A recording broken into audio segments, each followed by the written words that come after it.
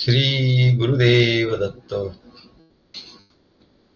श्रीमद भगवद्गीतेच्या 9व्या अध्यायाचा हा दुसरा श्लोक. त्या दुसऱ्या श्लोकाचा पहिला पूर्वार्ध आपण बघितला. आता त्या श्लोकाचा जो उत्तरार्ध आहे त्याच्यावर आपण प्रवचन बघणार आहोत. तेव्हा हा श्लोक आपण म्हणू. राजविद्या राजगुह्यम पवित्रमिदमुत्तमं प्रत्यक्षावगमं धर्म्यं सुसुखं कर्तुमव्ययम्.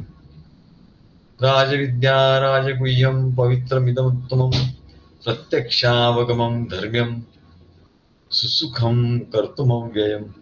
तेव्हा राजविद्या राजगुह्यम पवित्रम इदमुत्तमम याच्यावर आपलं प्रवचन मागच्या याच्यात झालेलं आहे. आता आपण त्याचा जो दुसरा उत्तरार्ध आहे तो बघूया. प्रत्यक्षावगमं धर्म्यं सुसुखं कर्तुमव्ययम्.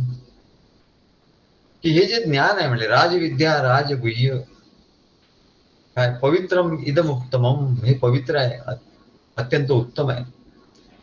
आणि एकेका शब्दात एवढा अर्थ आहे म्हणाले. प्रत्यक्षावगमम असा एकेका शब्द एवढा अर्थ भरून ठेवलेला आहे की तो शब्द आला की आम्हाला ते ज्ञान प्रकाशित व्हायला लागतं. ज्ञान प्रकाशित होणं म्हणजे काय, तो शब्द समोर आला की आम्हाला एवढा आनंद होतो आणि आतून त्याचं ज्ञान प्रकाशित व्हायला लागतं. आम्ही काय कुठलं पुस्तक वाचत नाही, काय ग्रंथ वाचत नाही, गरज नाही म्हणतात. गुरु प्रेम का अंक पढ़ाय दिया, अब पढ़ने को कुछ बाकी नाही. काही म्हणाले आता वाचण्यासारखं आणि वाचून काहीतरी असं काही राहिलं नाही. कारण काय, त्याचा अर्थ प्रत्यक्षावगमम. प्रत्यक्षावगमम म्हणजे हृदयात प्रत्यक्ष प्रकाशित होणार. एकदम प्रकाश पडतो. सूर्योदय झाल्यावर एकदम प्रकाश आपल्या दारात प्रकाश येतो, किती आनंद होतो, एकदम प्रकाश पडतो. तेव्हा त्याला प्रत्यक्षावगमम असं शब्द म्हटलाय की ते ज्ञान प्रत्यक्ष येतं. जसं देवाची भक्ती करतात भक्त, त्यांना देव प्रत्यक्ष दिसतात, प्रत्यक्ष येतात. काय संत सत्पुरुषांना असे अनुभव भक्तांना येतात की प्रत्यक्ष देव येऊन त्यांना मदत करतो. तेव्हा त्याला प्रत्यक्षावगमम असं म्हणतात. प्रत्यक्ष ज्ञान त्यालाच अपरोक्ष ज्ञान असं म्हणतात. जरा कठीण शब्द आहे हा, वेदांताचा शब्द आहे अपरोक्ष ज्ञान. अपरोक्ष म्हणजेच प्रत्यक्ष, प्रत्यक्ष ज्ञान. परोक्ष म्हणजे इकडून तिकडून ग्रंथातून वाचलेलं किंवा सद्गुरूंचं सुद्धा ऐकलेलं, ते नीट न समज झालेलं, त्याला परोक्ष ज्ञान म्हणतात. पण ते जेव्हा प्रत्यक्ष होतं, प्रत्यक्ष कधी होतं, प्रत्यक्षावगमम. प्रत्यक्ष ते येतं आपल्याकडे, ते ज्ञान येतं. ते ज्ञान म्हणतं अरे मी आलोय, तुझं दार उघड म्हणलं मी आलोय, असं ज्ञान ते सांगतं. ते हृदयात प्रत्यक्ष प्रकाशित होतं. हृदयात प्रत्यक्ष आत्म्याच्या ठिकाणी स्फुरून येतं. कुठून येतं होते प्रत्यक्ष ज्ञान, कुठून येतं? तर आत्मा हा ज्ञान स्वरूपच आहे, सच्चिदानंद स्वरूप आहे. त्याचा चित स्वरूपाचा अनुभव येतो. आत्मज्ञान होतं म्हणजे काय होतं, तर त्याचा सत्स्वरूपाचा अनुभव येतो. चित स्वरूप म्हणजे त्याचं ज्ञान प्रत्यक्ष हृदयात प्रकाशित होतो. हा आत्मानुभव आहे. आत्मा आपल्या ठिकाणी प्रकाशित झाला, ते ज्ञान आपल्या ठिकाणी प्रकाशित झालं. अगदी हा शब्द म्हटला प्रत्यक्षावगमम असं वाचल्या क्षणीच म्हणजे काय बाबा, तर ते लक्षात आलं. अरे प्रत्यक्षावगम म्हणजे हे ते ज्ञान प्रत्यक्ष आपल्याकडे येतं आणि म्हणतं अरे हे आहे, मला हे म्हणायचं आहे. आत्मस्वरूपामधून ते ज्ञान येतं आणि म्हणून ते जे ज्ञान आहे म्हणाले, ते प्रत्यक्ष आत्मा आपल्याशी बोलतो. सॉंग ऑफ द सोल, आत्मा प्रत्यक्ष गातो, त्याचं गायन आपल्याला ऐकायला येतं म्हणा. तेव्हा हृदयात प्रत्यक्ष आत्म्याच्या ठिकाणी ते स्फुरून येतं, हृदयामध्ये उतरून येतं म्हणा. हृदयात उतरतं ते. असं ते अनुभवाचं ज्ञान आहे. यालाच प्रत्यक्षावगमम असं भगवान म्हणतात. प्रत्यक्षावगमम म्हणजे अपरोक्ष ज्ञान आहे. आम्ही एका ठिकाणी गेलो होतो, किरण होता आमच्या बरोबर. नवनाथ मंदिर कुठे तिकडे गेलो होतो आम्ही. त्या साधूने आम्हाला आज प्रश्न विचारला होता. साधूने आम्हाला प्रश्न विचारला. आता कबीराबद्दल. आता कबीराबद्दल आम्ही काही एवढं वाचन केलेलं नाही. हा, थोडं बहुत माहिती असतं. तेव्हा त्यांनी प्रश्न विचारला एकदम, की म्हणले कबीरपंथी लोक या मठात आले होते म्हणले मागे, आणि ते म्हणाले की आमचा एक राम नाही, 4 राम आहे म्हणले. 4 राम म्हणजे ते 4 राम कुठे त्यांनी सांगितलं नाही म्हणाले. मग ते तुम्ही सांगा म्हणले की हे 4 राम कुठले आहेत. आता आम्ही कुठे काय वाचलं, आमच्या एकदम प्रकाश पडला. काय एकदम असं लक्षात आले 4 राम कुठले असतील. एकदम आलं सॉंग ऑफ द सोल. आत्म्याच्या ठिकाणीचा प्रकाश, आत्म्याचा प्रकाश बुद्धीच्या ठिकाणी पडला. काय आम्ही त्याला सांगितलं, एक राम म्हणजे दशरथाचा पुत्र. तो तर सगळ्यांना माहिती आहे म्हणाल ते राम. तो एक राम आहे म्हणा, त्रेतायुगीचा.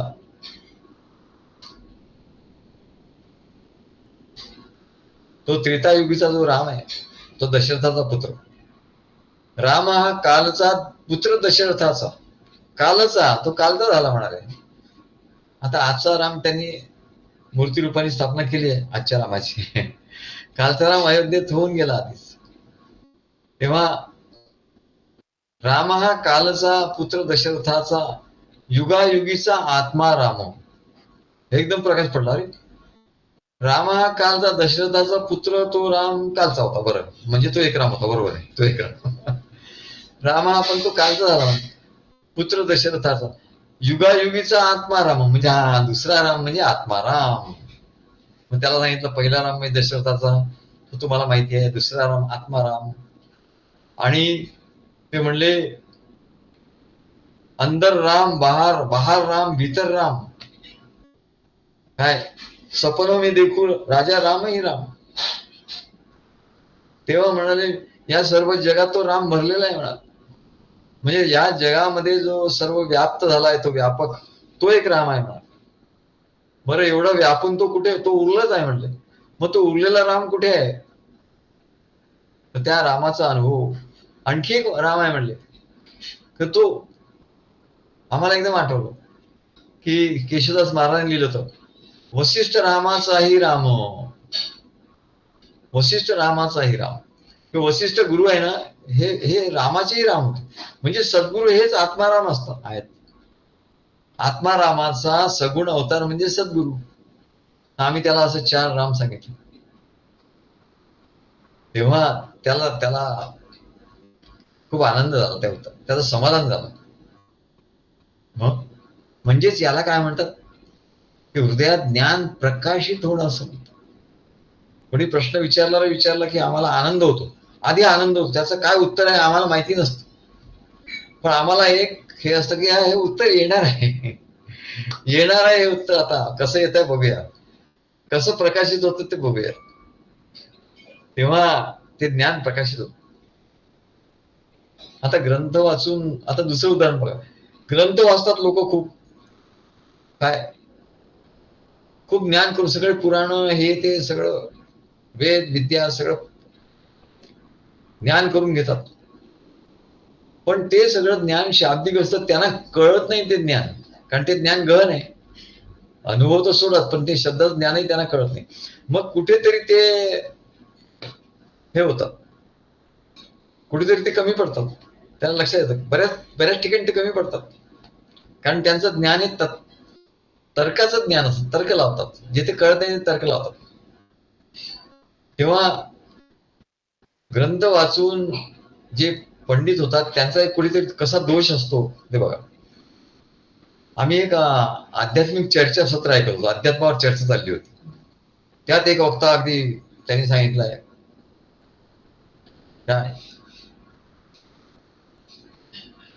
की सांगत होता शिव आणि शक्ती म्हणजे काय असं तो काय म्हणाला, कुठे त्याने चूक केली.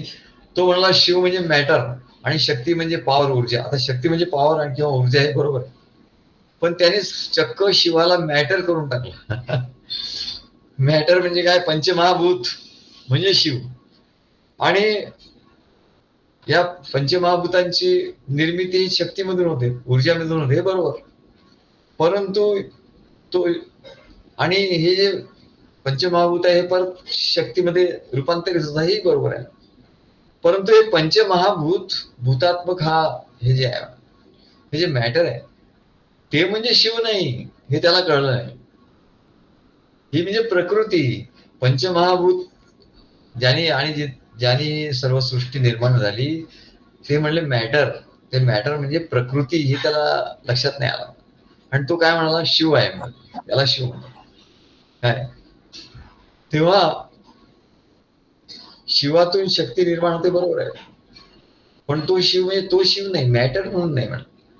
तो शिव म्हणजे सत्ता मात्र आहे, ज्ञान स्वरूप आहे, हे त्याला कळलं नाही म्हणून. कारण त्यांनी अनेक ग्रंथ वाचून, तर्क लगवून हे सर्व केलं. तेव्हा शिवाचं वर्णन काय आहे, शिव म्हणजे काय, तर शिव म्हणजे अविनाशी आहे, सत्य आहे, सत्ता मात्र आहे, काय नित्य आहे, नित्य आहे, शुद्ध आहे. बघा, शुद्धत्वाचं किती महत्व आहे. नित्य शुद्ध बुद्ध म्हणजे बोध स्वरूप, ज्ञान स्वरूप आहे. नित्य शुद्ध बुद्ध अनंत आहे. अनंत म्हणजे त्याची काही सीमाच नाही म्हणले त्याला. तो किती आहे असं सांगतात नाही, किती हा शब्दच नाही तिकडे. तो असीम आहे. आणि असा जो आहे त्याला शिव म्हणतात, त्याला मॅटर असं म्हणत नाही. बघा, म्हणजे त्यांनी किती घोडचूक मोठी केली काय, पण हे कोणाच्या लक्षात नाही आलं.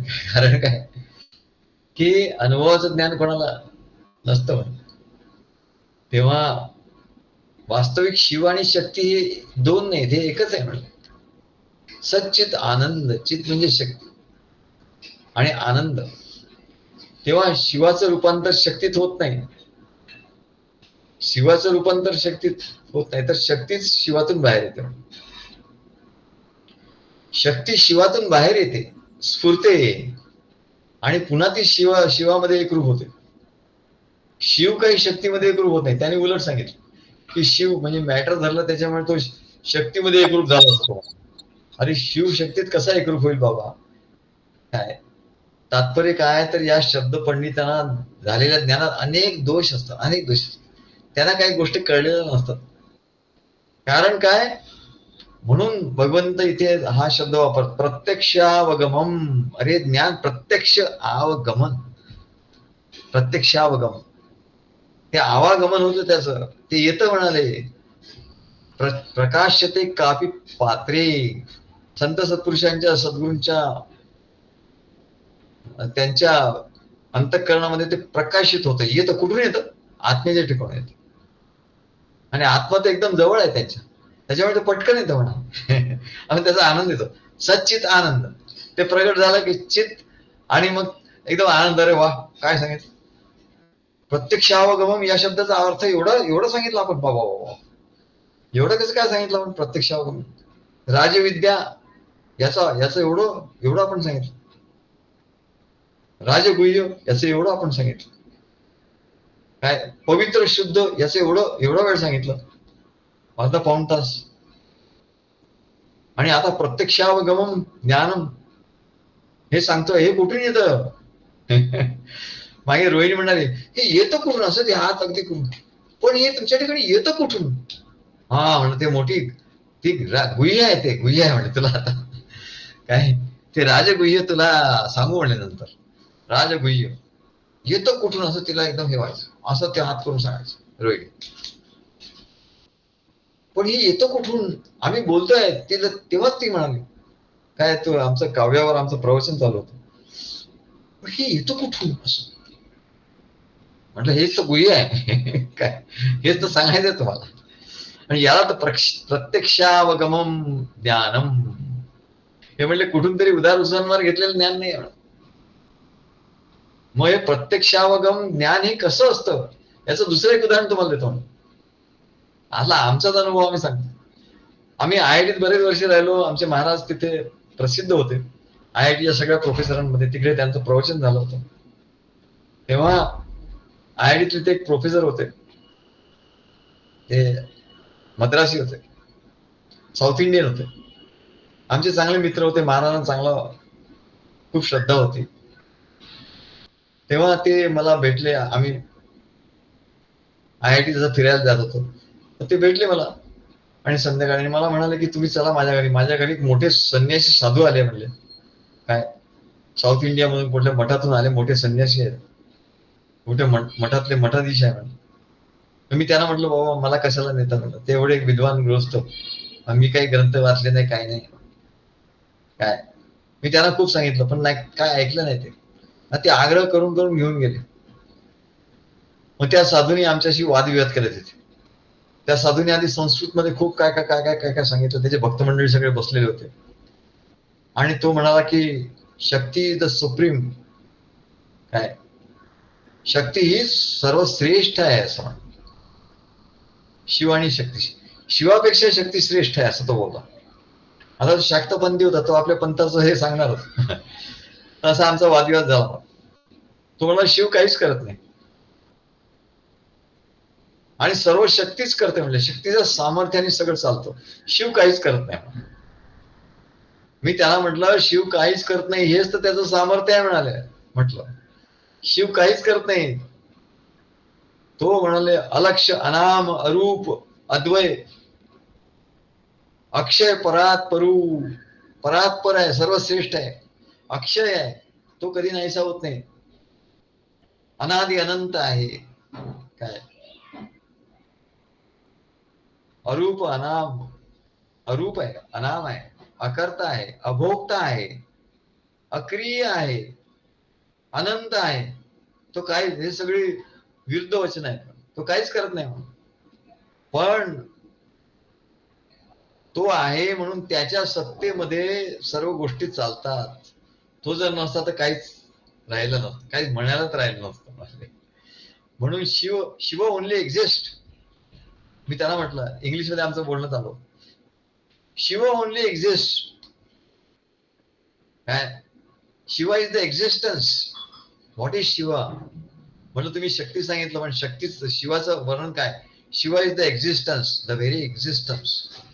त्याचं नुसतं असणं, त्याचं नुसतं असण्याचं सामर्थ्य आहे आणि त्याच्यातूनच सर्व सामर्थ्य बाहेर पडतं. Shiva only exist and nothing else than Shiv can exist, असं मी त्याला सांगितलं. काय आणि त्याला सांगितलं की शक्ती एक्झिस्ट इन शिवा आणि Shakti cannot exist without Shiva. म्हटलं Shakti exist within Shiva and Shakti cannot exist without Shiva. काय शिव आहे म्हणून शक्ती आहे म्हणाले. शक्ती सगळं करते, बरोबर आहे, शक्तीचं सामर्थ्य आहे. पण जर तुम्ही शिव आणि शक्ती याच्यात भेद करत असशील आणि शक्तीच श्रेष्ठ आहे, शिव कनिष्ठ दाखवत असशील, तर आमचं हे म्हणणं आहे. नाहीतर म्हणले शिव आणि शक्ती एकच. आम्ही तर शिव आणि शक्ती एकच मानतो. सच्चित आनंद हे एकच आहे म्हणाले. सच्चित आनंद, चित म्हणजे शक्ती, सत म्हणजे शिव, सत्य मात्र, आणि शिवाच्या ठिकाणी स्फुरणारी शक्ती आणि त्याच्यामुळे होणारा आनंद. पण ते त्याला कळलं नाही. त्याला असं वाटलं शिव म्हणजे काय नाही, शिव म्हणजे जो काहीच करत नाही. काय तो काहीच करेना गोसावी, आता ज्ञानेश्वर महाराज, ही शक्ती सर्व करते, तो काहीच करेना गोसावी. तो आपला बसून राहतो, काहीच करत नाही. काय तो काही करत नाही. हल्ली स्त्रिया सर्व काय करतात, स्त्री शक्ती, स्त्री शक्ती आहे, नारी शक्ती. आता नारी शक्ती एवढी सक्रिय झाली की पुरुषांना काही करू देत नाही. जिकडे तिकडे पाहिलं तर नारीच असतात. त्याच्यामुळे आता तो पुरुष काय करणार होणार आहे, पुरुषांना काय करण्यासारखं राहिलं नाही. मग ते काय म्हणतात, जाऊ द्या, आता नारीच सक्षम झाली आहे एवढी, तर आपण आपलं काही न केलेलं बरं, आपण आपल्या घरी बसलेलं बरं, राम राम हरी हरी करूया. तेव्हा म्हणले तसा हा शिव आहे म्हणाले, हा काहीच करत नाही, परंतु तो आहे म्हणून तिची शक्ती आहे म्हणाले. तो आहे म्हणून तिची शक्ती आहे, नाहीतर त्याच्याशिवाय ती काहीच करू शकत नाही. पण तिच्या दृष्टीने बघितलं तर ती काय म्हणते, ती म्हणते माझ्यात आणि शिवात काही फरक नाही, मी शिव आहे. शक्ती काय म्हणते, मी शिव आहे. आणि शिव काय म्हणतो, मी शक्ती आहे. शक्ती आणि माझ्यात भेद करू नका म्हणा.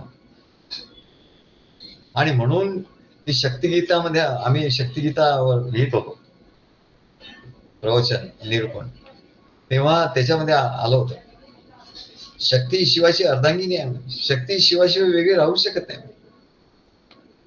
आणि तो काय काय करत नाही त्याचं सामर्थ्य आहे.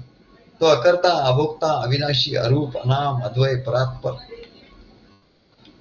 शक्ती सर्व विश्वाची उत्पत्ती, स्थिती, पालन सगळं काय करते आणि लय करते.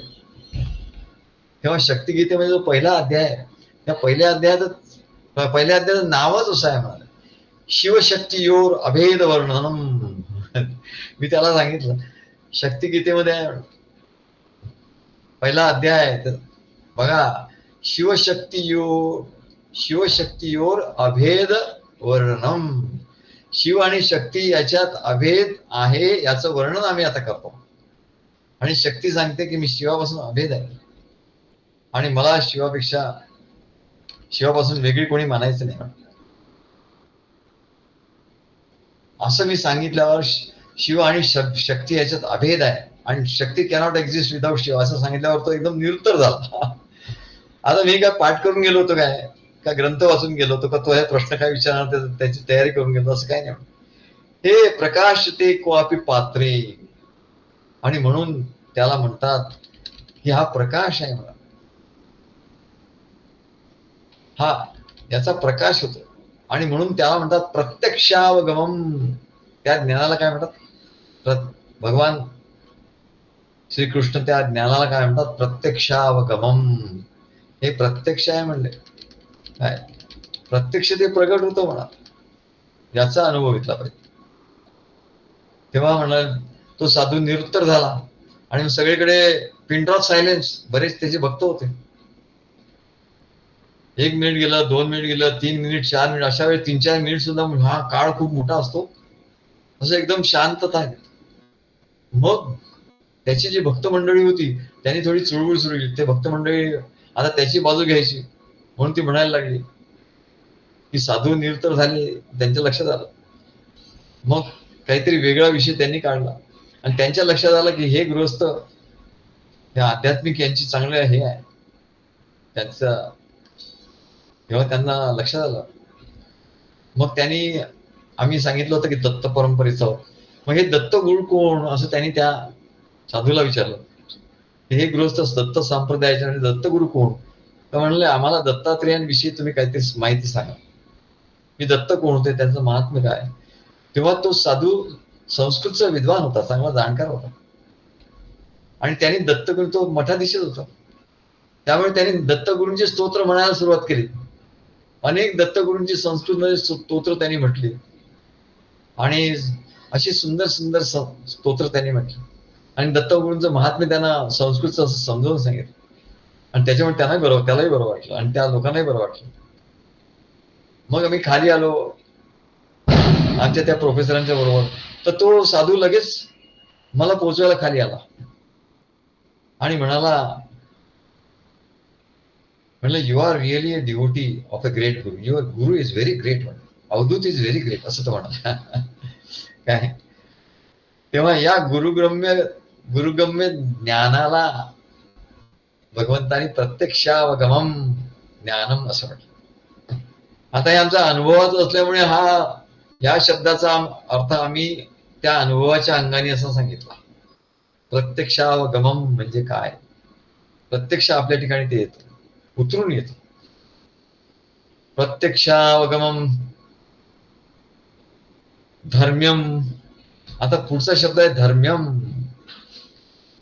एकेका शब्दामध्ये एवढं भरलेलं आहे.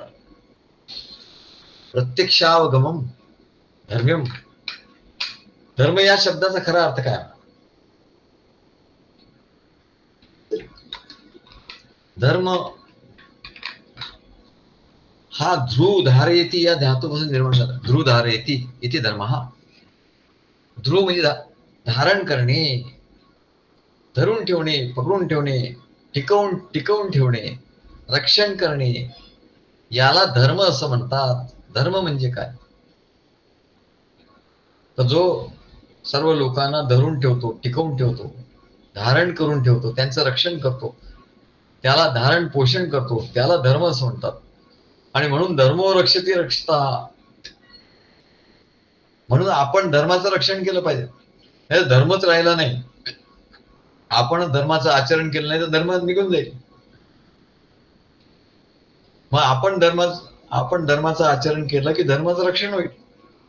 रक्षण इकडे धर्म इकडे नांदेल. धर्माचं रक्षण आपण करू तर धर्म आपलं रक्षण करेल. हे अन्योन्य आहे म्हणा. धर्म्यम या शब्दाचा हे ज्ञान काय? धर्म्य. धर्म्य म्हणजे खरं धर्म काय? ते ज्ञान. आपण धर्माचं रक्षण केलं तर धर्म आपलं रक्षण धारण पोषण करणार. आणि म्हणून आमचे महाराज सांगायचे, सकल धर्मामध्ये धर्म आत्मस्वरूपी राहणे हा स्वधर्म. सगळ्यात मोठा स्वधर्म काय आहे? ते आत्मस्वरूपात नेहमी ते तल्लीन होऊन राहणं. आणि आत्मस्वरूपामध्ये कोण तल्लीन होऊन राहील? की ज्याला आत्मज्ञान प्राप्त होईल. मग आत्मज्ञान कोणाला प्राप्त होईल? जो सद्गुरूंना शरण जाऊन त्यांच्या रूपाचं ध्यान करेल. ज्ञान कसं होतं? ध्यानाशिवाय ज्ञान नाही होत. ध्यान म्हणजे उत्कृष्ट ज्ञान, सर्वश्रेष्ठ ज्ञान म्हणजे काय हो? ध्यान. ध्यान म्हणजे काय? सर्वश्रेष्ठ ज्ञान. ध्यानातून ज्ञान निर्माण होतं. आणि म्हणून आत्म्यावर प्रेम करण्याची कला म्हणजे ध्यान. मग हे ध्यान कशामुळे होतं?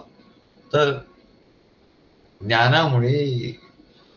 तसं ज्ञान आणि ध्यान याचा हे सूत्र आहे म्हणून. आणि प्रेम करण्याची कला, आत्म्यावर प्रेम करण्याची कला म्हणजे ध्यान. मग आत्म्यावर प्रेम कसं करायचं? तर सद्गुरूंच्यावर प्रेम आहे. सद्गुरूंचा प्रेमाचा अनुभव पाहिजे. आत्म्यावर एकदम प्रेम कसं करणार? प्रेमाचा अनुभव पाहिजे. मग सद्गुरू हेच आत्मा आहे आणि ते आत्मा असतात. ते ब्रह्म असतात. गुरु साक्षात परब्रह्म. मग सद्गुरूवर प्रेम करून त्यांचं प्रेम देता घेता आपल्या ठिकाणी आपण प्रेमस्वरूप झालो की आत्म्यावर प्रेम आपोआप जडायला लागतं. आणि म्हणून हे सूत्र बघा, आत्म्यावर प्रेम करण्याची कला म्हणजे ध्यान. मग ध्यान कसं करायचं? आत्म्यावर प्रेम करायचं. आत्म्यावर प्रेम कसं करायचं? सद्गुरूंच्यावर प्रेम करायचं. कारण आत्मा निर्गुण निराकार आहे, त्याच्यावर प्रेम नाही होऊ शकत डायरेक्ट. मग सद्गुरूंवर केलेलं प्रेम हेच आत्म्यावरचं प्रेम आहे. आणि तोच धर्म आहे म्हणाले. सकल धर्मामध्ये धर्म आत्मस्वरूपी राहणे हा स्वधर्म. मग आत्मस्वरूपी कसा राहणार तू? सद्गुरू तुझ्या ठिकाणी आत्म्याच्या ठिकाणी आहे. केवढं आश्चर्याची गोष्ट आहे. मला राहून आश्चर्य वाटतं की महाराज आमच्या ठिकाणी आले आणि आमच्या आत्म्याच्या ठिकाणी ते अंतःकरणात आले. बघा कशी ते आले. आम्हाला त्यांना आणावं लागलं नाही की आता त्यांना आम्हाला, अर्थात आम्ही त्यांचं प्रेम घेत होतो, भक्ती करत होतो, त्यांचं सर्व मार्गदर्शन घेत होतो, सगळं करत होतो, त्यांनी सांगितल्याप्रमाणे करतो. अशी एकही गोष्ट घडली नाही आमच्याकडून की त्यांनी सांगितलं आम्ही केलं नाही. आम्ही कधी कमी पडलो असो कुठेतरी, पण असं तर महाराज आमच्या ठिकाणी आले. आणि म्हणून ते संतांचं बघा, एक संतांचा अनुभव एक असतो सर्वांचा. काय? सोयीरा म्हणे श्री सद्गुरु राया हृदयी राहिला घुसून. हे केवळ बोलांचा असं भात नाही, बोलाची कडी नाही. सद्गुरु असे आपल्या हृदयात घुसतात कसे आणि कशा करता घुसतात? तर आत्म्यावर प्रेम करता येत नाही, सद्गुरूवर प्रेम करता येत. आणि सद्गुरूंचं प्रेम म्हणजेच आत्म्याचं प्रेम. आणि सद्गुरूंवर प्रेम करण्याची कला, आत्म्यावर प्रेम करण्याची कला म्हणजे ध्यान. सद्गुरूंवर प्रेम करण्याची कला म्हणजे ध्यान. आणि ते त्याच्यापासूनच त्यालाच असं धर्म असं म्हणतात. आणि हा धर्म त्या आत्मज्ञानामध्ये असतो. आत्मज्ञान कशामुळे प्राप्त होतं? सद्गुरूंच्या मुळे आत्मज्ञान प्राप्त, आत्म्याच्या अनुभवामुळे आत्मस्वरूपी राहणे हा स्वधर्म. आत्मस्वरूपात राहिला की तिथे स्वधर्म हा सुरक्षित राहतो. स्वधर्माला सुरक्षित राहण्याचं ठिकाण काय? आत्मा, आत्मस्वरूप. म्हणून ज्ञानेश्वर महाराजांनी कसं लिहिलं बघा. ज्ञानेश्वर महाराज काय म्हणतात? आणि धर्माचे निजधाम, तिथे आमचं नाव आलं. आता ज्ञानेश्वर महाराजांनी आमचं नाव तिथे घेतलंय काय? आणि धर्माचे निजधाम, निजधाम म्हणजे राहण्याचं ठिकाण, स्वतःचं ठिकाण. आणि धर्माचे निजधाम, धर्म कुठे राहतो? देवीची उत्तमाचे उत्तम आणि अत्यंत उत्तमात उत्तम असं. पैजया येता नाही काम जन्मांतराचे. ही जे धर्म राहण्या, धर्माचं निजधाम म्हणजे धर्माचं राहण्याचं ठिकाण आणि उत्तमाचं उत्तम. आणि ज्याने जन्म मरण होण्याचं काही कामच ठेवलं नाही, जन्म मरण ठेवण्याचं काही करण्याचं काही कामच ठेवलं नाही, अशी ही पराविद्या. असं हे ज्ञान, त्या ज्ञानाला हा शब्द आहे धर्म्यम. काय धर्मम याचा अर्थ असा आहे म्हणा, ही पराविद्या, ही ब्रह्मविद्या आहे आणि तीच धर्माचं नित्य राहण्याचं ठिकाण आहे. धर्म कुठे राहतो? पराविद्येमध्ये, अनुभवाच्या विद्येमध्ये, अनुभवाच्या ज्ञानामध्ये. आणि ही विद्या प्राप्त करून घेतली असता पुन्हा जन्म मरणाचे कष्ट भोगावे लागत नाही आणि मनुष्याला असं अखंड सुख मिळत असतं. तेव्हा अखंड सुख प्राप्त व्हायचं तर अखंड सुख म्हणजे काय हो? अखंड सुख म्हणजे मोक्ष, म्हणजे सर्वातून मुक्त, संसाराचा सर्व जंजाळातून मुक्त, सर्व दुःखातून मुक्त. याला काय म्हणतात? याला अखंड सुखाची प्राप्ती असं म्हणतात. आणि धर्म, हा धर्म अखंड सुखाच्या प्राप्तीसाठीच आहे. आणि तो धर्म राहतो कुठे? तो राहतो ज्ञानामध्ये. सद्गुरूंची सेवा करून जे ज्ञान प्राप्त झालं, आत्मप्राप्ती झाली, त्या आत्म्याच्या ठिकाणी हा धर्म राहतो.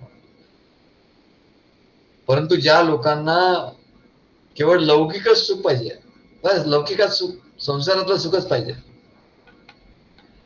त्यांची परमेश्वराला करुणा येते. अरे बिचाऱ्याला सुख, त्यांना आता हे ज्ञान आणि हे एवढं कठीण कसं काय प्राप्त होणार, त्यांना नाही जमणार हे.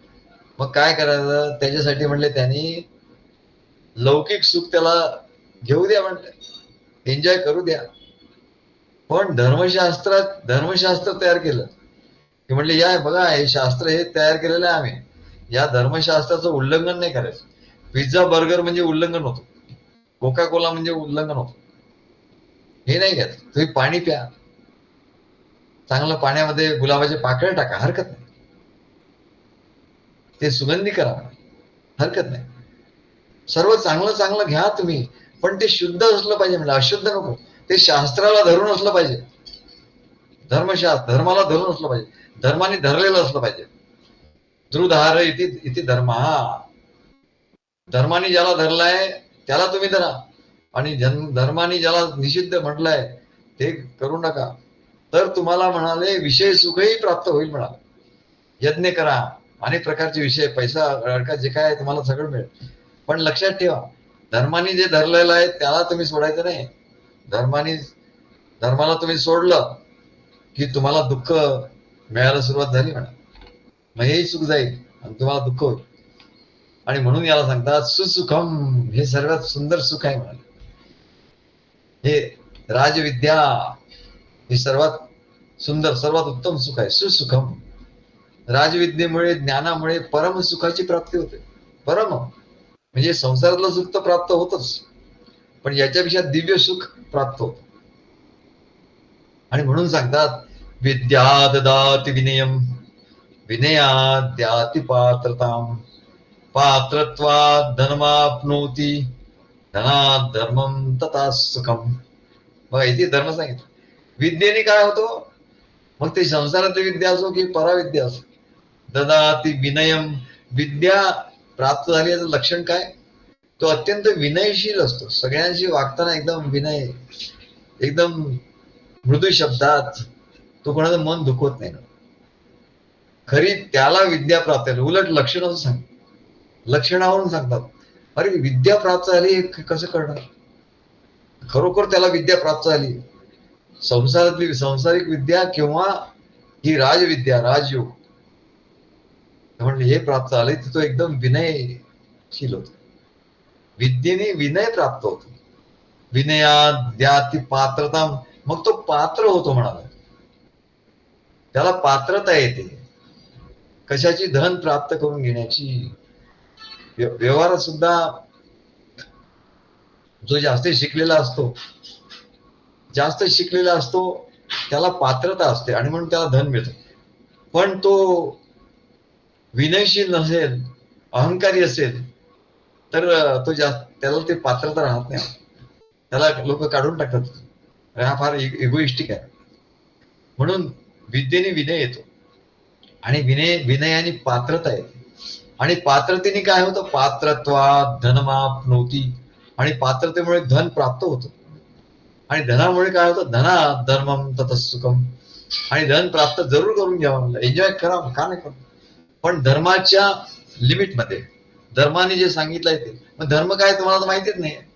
मग तुम्ही कसं एन्जॉय करता त्याच्यात अधर्म होतो. अधर्म झाला म्हणजे दुःख होतं. त्याचं पण दुःख आहे.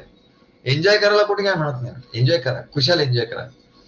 परंतु धर्मशास्त्र जे सांगितलंय, सद्गुरू जे सांगतात, त्याच्याप्रमाणे तुम्ही विषय भोग घ्या. धनात धर्मम ततः सुखम. मग म्हणले सुसुखम, उत्तम असं सुख तुम्हाला प्राप्त होईल. परंतु हा धर्म म्हणजे कुठला? मग हा धर्म म्हणजे कुठला की त्याने पराविद्या प्राप्त होते, असा हा धर्म कुठला? तर हा धर्म म्हणजे ही विद्या, ब्रह्मविद्या, म्हणजे हा भागवत धर्म होय. ज्या भागवत धर्मामुळे ही पराविद्या प्राप्त होते. हा भागवत धर्म म्हणजे काय? भागवत धर्म म्हणजे भक्तीचा धर्म. भक्तीचा धर्म म्हणजे काय? नवविधा भक्ती करणे. पायरी पायरीने आपण पुढे जायचं असतं. एकदम उडी मारायची नसते. त्या पायरीने सुख प्राप्त करून घ्यायचं असतं. आधी संसारातलं सुख वेदशास्त्राच्या मर्यादेत घ्यायचं. सद्गुरूंनी सांगितलं तेवढंच घ्यायचं, त्या मर्यादेत घ्यायचं, म्हणजे सुख प्राप्त. त्याच्यानंतर नवविधा भक्ती करायची. आणि नवविधा भक्ती 9 पायऱ्या आहे. त्या प्रत्येक पायरीवर वाढतं सुख मिळत जातं. श्रवणाचं सुख मिळतं. आधी भरपूर श्रवण करता एवढं सुख मिळतं. काय? तेव्हा म्हणले आत्मसुख आहे. म्हणले हे आत्मानंद आहे. आत्मानंदाची पहिली पायरी काय? भक्ती. पहिली भक्ती म्हणजे श्रवणम. तेव्हा या भागवत धर्माच्या 9 पायऱ्या: श्रवणम, कीर्तनम, विष्णू स्मरणम, अर्चनम, वंदनम, दास्यम, सख्यम, आत्मनिवेदनम. आणि शेवटी आत्मनिवेदनाची अंती जे का घडले अभेद भक्ती. मग तो त्या परमेश्वराहून वेगळा राहत नाही. म्हणा परमात्म्याहून तो वेगळा राहत नाही. तो परमात्मा स्वरूप होतो आणि तो सच्चिदानंद स्वरूप होतो. आणि म्हणून या 9 पायऱ्यावरून क्रमाक्रमाने चढून गेलं असता लोक एकदम उडी मारायला जातात, धडाम खाली पडतात. अरे हा का पडला? अरे हा खूप मोठी उडी मारायला गेला. तो म्हणाला माझं आता सगळं झालंय, सद्गुरू या सगळ्या पायऱ्या माझ्या झाल्या आता काय. आणि एकदम शेवटल्या पायरीवर त्यांनी उडी मारली, जो पाय घसरला धडाम तो खाली पडला. तेव्हा म्हणले शेवटच्या पायरीवर क्रमाक्रमाने पायरी चढत त्या पायरीचं सुख घेत जायचं असतं. मग परमसुखाची प्राप्ती होते. तेव्हा याला भागवत धर्म असं म्हणतात. सद्गुरु मुखातून राजविद्येचं श्रवण करायचं, त्याच सुख प्राप्त होतं. आणि म्हणाले या सुखप्राप्तीला मोक्ष असं म्हणतात. आणि यालाच मोक्ष असं म्हणतात. मुक्त होतो मनुष्य. आणि हा जो धर्म आहे, भागवत धर्म आहे, हा मुख्यतः अखंड सुखाच्या प्राप्तीसाठी, अखंड सुख, अक्षय सुख जरी व्हावे. परंतु ज्या लोकांना लौकिक सुखच पाहिजे, भौतिक सुखच पाहिजे, त्यांची करुणा येऊन भगवंताने धर्मशास्त्र निर्माण करून ठेवलं. तेव्हा श्रवण झालं, कीर्तन झालं. परमानंद स्वामींनी या चढत्या वाढत्या सुखाचं वर्णन त्यांच्या पदात केलेलं आहे. सर्व सुख देवा ठाई. म्हणजे अरे तू कुठे बघायला जातो म्हणजे सुख? सद्गुरूंच्या चरणीच सर्व सुख आहे. सर्व सुख देवा ठाई, माझा भाव देवा पायी. देवचरणी नित्य मियावे, देववचनाशी ऐकावे. सुख श्रवणाचे ते होई, माझा भाव देवा पायी. असं वाटतो आपण श्रवण करतो वगैरे, पण आत्मसुख वेगळं असेल. अरे आत्मसुख वेगळं नाही म्हटले, पायरी पायरीने असतं ते.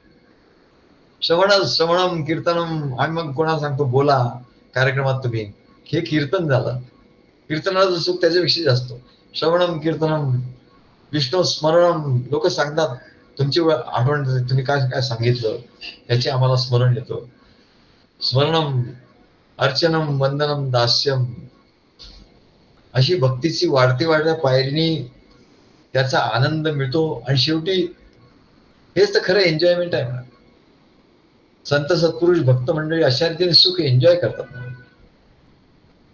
आणि शेवटी हे सर्व सुख मिळून शेवटच्या पायरीवर जेव्हा जातात, आत्मनिवेदनाची अंती जे का घडली अभेद भक्ती करतात. आणि त्यांना म्हणाले ते राजविद्या राजगुह्य प्राप्त होतो.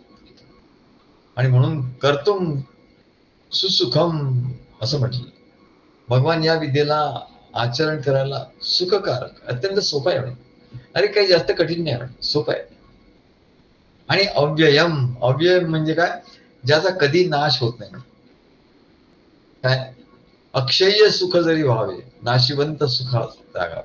अक्षय सुख म्हणजे अविनाशी सुख. तेव्हा हे अविनाशी सुख या विद्येचं सुख आहे मॅडम.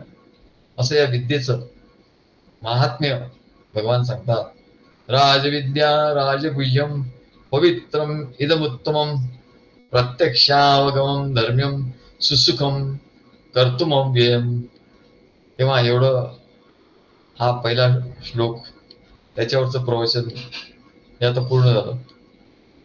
श्री गुरुदेव दत्त.